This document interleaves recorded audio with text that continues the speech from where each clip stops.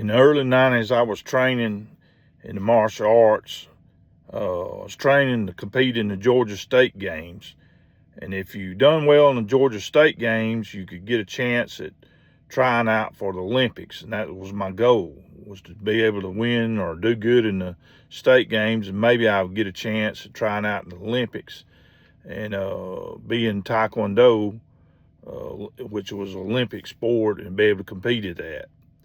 But unfortunately, I ended up having a bad motorcycle crash.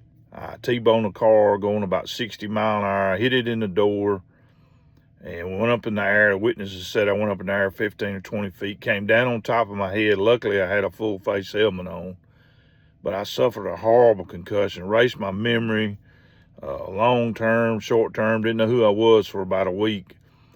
Bruised my spine and my back so bad I couldn't even hardly get around.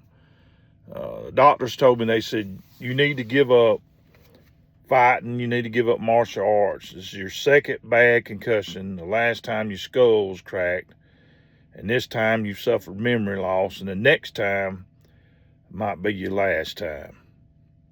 But I was about a year away from testing for my black belt, and being hard-headed and stubborn, I wasn't going to give it up. I had trained for over 5 years, and I was determined I was going to make it to black belt no matter what.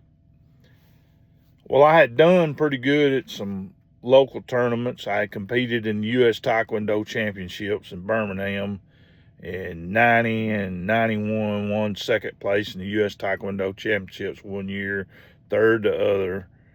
And I didn't want to go out. Well, that's all I had done, you know. And I wanted one more big fight. So I got my black belt, and I decided I was going to go and fight in the biggest tournament there was at that time, points fighting karate tournament. And that was at the Joe Corley's Battle of Atlanta in the Georgia Dome. The news crews were there, ESPN, everything. I mean, it was a big deal. People came from Europe, all over Europe, Asia, everywhere to fight in this tournament. It was a big deal. And I decided that was going to be my retirement fight. I was going to get one more good one in, one big one, the biggest of all time for me, and that was going to be it. So I sign up, and my mother decides she's going to go with me. She wants to be there. So we get to Atlanta, and I get to the Georgia Dome, and they got these vendors outside in the hall before you go down to the dome, and they're selling this karate equipment stuff. And this dude over there, he's got these karate, it's pretty funny, he's got these karate pants that look like convict breeches. Black and white stripes, look like the convicts, what they wore while they was out there cleaning up the road. And I said, well, I'm going to get those. Maybe it'll help be maybe an intimidation factor. And I told my mom, I said, you ain't going to be able to miss me. I said, when I get down on the floor, I'm going to have these convict breeches on, so you'll be able to see where I'm at and what's going on. So I dress out, get my convict breeches on, and I go down there and go on the floor, and I go through, I think it was 4 or 5 different fighters, different rounds, and I'm doing good. I've won them. And I get down, I think it was the next to the last one I was going to have to fight. And I'm fighting this guy. He, you know, all I brought was my mama with me. But this guy, he had everybody with him. It seemed like the whole crowd, his teachers and all these students and all. And I was beating him handily. But he finally gets a lick in. He gets a reverse punch in. He scores a point, and judges scored him a point, the only point he had gotten. He was getting beaten, but he scores on me. And that's fine. He didn't hurt me. But the bad thing was, once he did that, he starts showboating and dancing around the ring and talking trash. And his teachers and all these people that's with him, they're up in the ring talking trash to me and all. And I wasn't trained that way.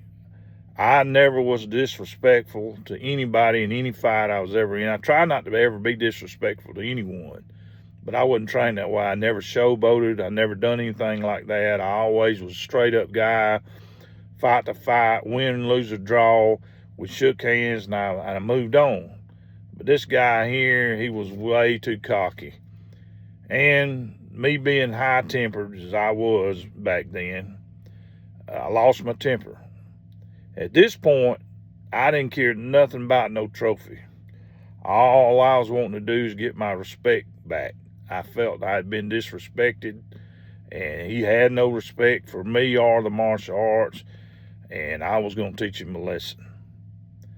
Well, the judges line us back up. He comes charging out his corner with his newfound, glory, newfound that he's going to beat me, that he's finally going to catch up, and this is going to be it. He's going to make a comeback.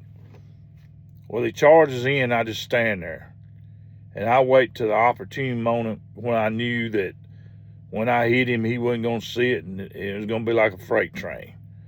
And just as he came in, I stepped in with a front stance, and I hit him with a twin fist in both eyes.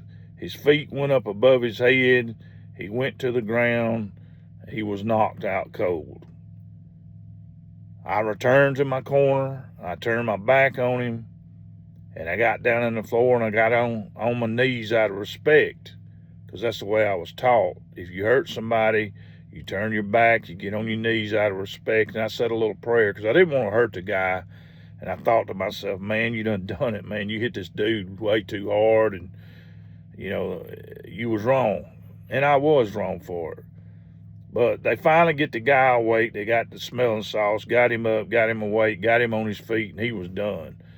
And they turned to me and they disqualified me. They disqualified me for excessive contact and an illegal technique. A twin fist, it just wasn't something used in a point tournament. So they disqualified me and give him the fight. And I don't even know if he went to the next rounds or not. He was, he was dazzled and had been knocked out. So I don't even know. I was angry at myself, angry for what I'd done. And I turn and I start heading toward the bleachers to pick up my gym bag. And then here comes Joe Lewis. He's coming straight to me. And Joe Lewis, he'd done martial arts movies. He'd been on the cover of Black Belt magazine I don't know how many times. He had trained with Chuck Norris, Bill Superfoot Wallace. He was the world heavyweight kickboxing champion and trained with Bruce Lee. And Bruce Lee said that Joe Lewis was the greatest karate fighter of all time. And that means something. When Bruce Lee says that he was the greatest, that meant something. He trained with Bruce Lee. So he's coming toward me, and I'm like, oh, crap, man. This was probably his student, and now I'm in trouble. Here he comes. And he walks up to me, and he sticks his hand out. And he says, hi, I'm Joe Lewis. And I said, yes, sir. I know who you are. He said, I just want to tell you that was the best fight that I've seen all day long, and I truly enjoyed it. And he said, you need to give up point karate and go to full contact karate. That's what you need to be doing. You have a lot of power and a lot of spirit, and man, I just enjoyed watching you fight. And I said, Mr. Lewis, I'm done. I said, my back's in horrible shape. I've had 2 really bad concussions. My skull's been cracked, multiple broken bones over the years. And I said, I'm done. This is my retirement fight. And I got disqualified, and I've lost the fight because I lost my temper. And I feel bad about that. And I'm done. He said, son, I want to give you something. He said, follow me. So we go over there, and he gets a photo and a t-shirt. And the t-shirt's got a picture of him doing a flying kick, and the photo it's got a picture of him jumping up doing a flying kick, and he signs both of them and he hands them to me. Man, I mean, it floored me. I didn't know what to say. I was sitting there, I was bumfuzzled. And he handed it to me, and he said, maybe I'll see you again sometime. And he walked away. And I thought, man, I should have said something else or something different. I don't know. I was, amazed. And I lost that fight.